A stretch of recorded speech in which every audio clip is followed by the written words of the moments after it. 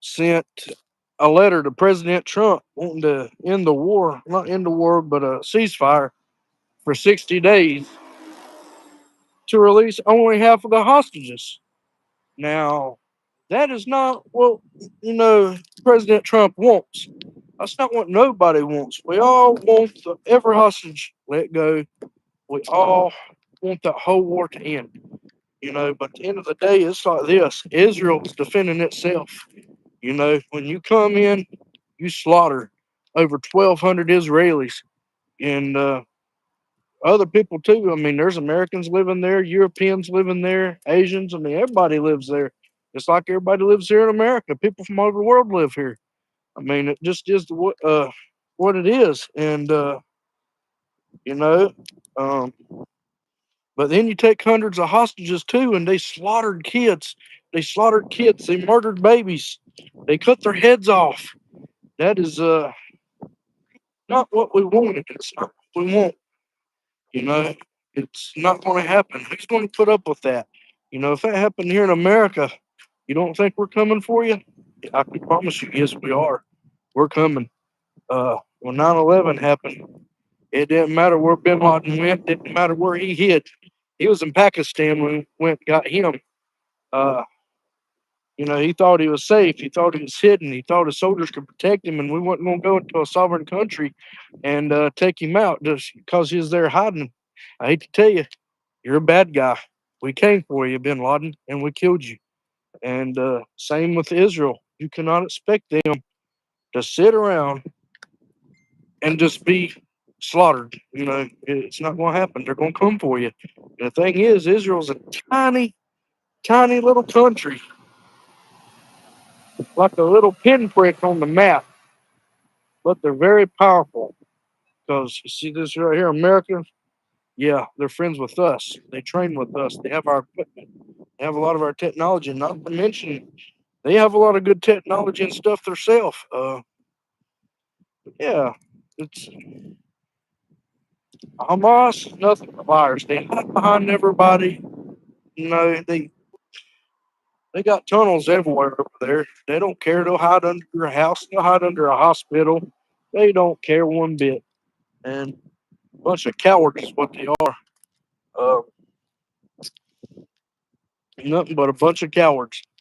Just plain and simple. Uh, you know, when this first took place, they was confident that they had so many that they was all going to cause damage between Hamas, Hezbollah, people, these groups in Syria, groups in Iraq. Then they got big bad Iran. They thought Iran got that ass kicked. 12-day war. Within 24 hours, they had no air defenses left. Zero air superiority. Israel dominated the skies, and you know, Israel wiped out their missile launchers in no time. Like half of their missile launchers just wiped out in 12 days time. And you notice right now you ain't seeing a whole lot. You send more from Yemen trying to stand up and back this terrorist group than anybody. Hezbollah, they're silent. You don't even hear nothing from Hezbollah. They Israel about just floored them, beat the hell out of them. But yeah,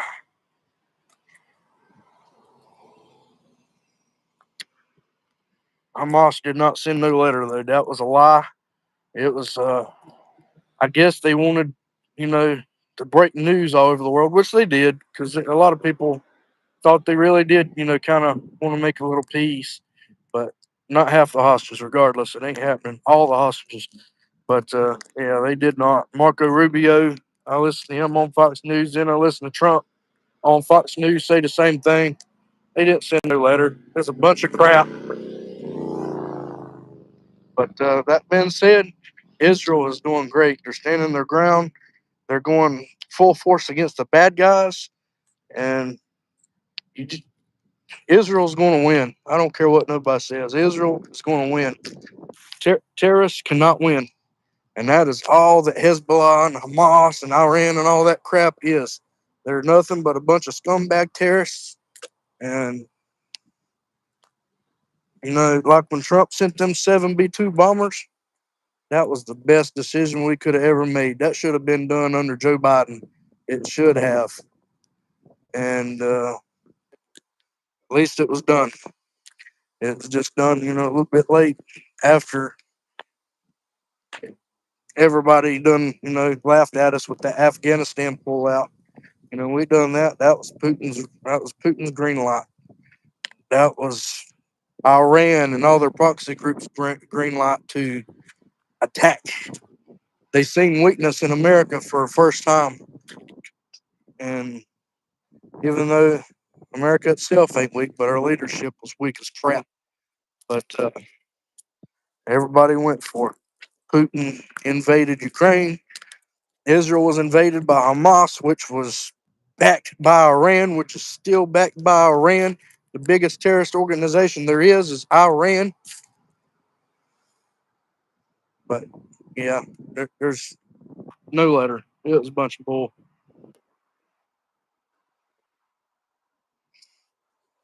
Now, how do you turn this thing off? Hello, by the way, chicken and cats and Laura. Hope y'all doing great today.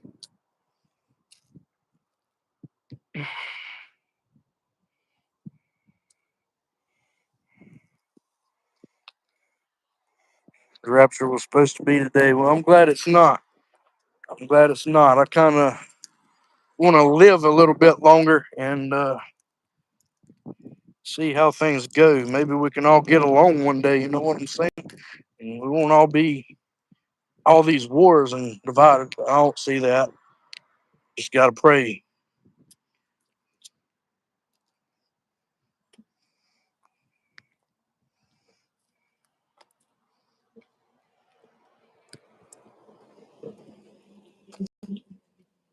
You live in Italy. Nice to meet you, Laura. I'm from the United States, North Carolina, where I'm from.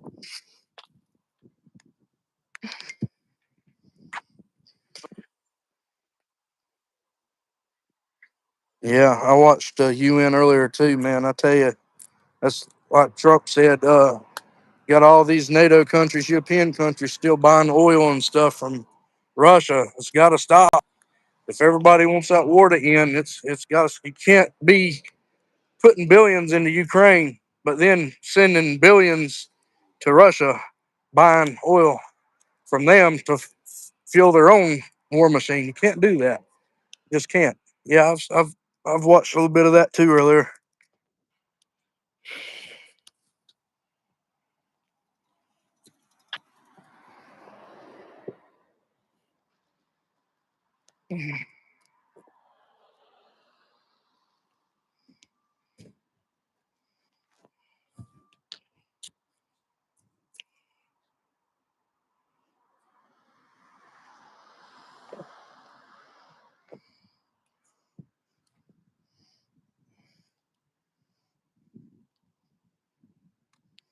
Uh,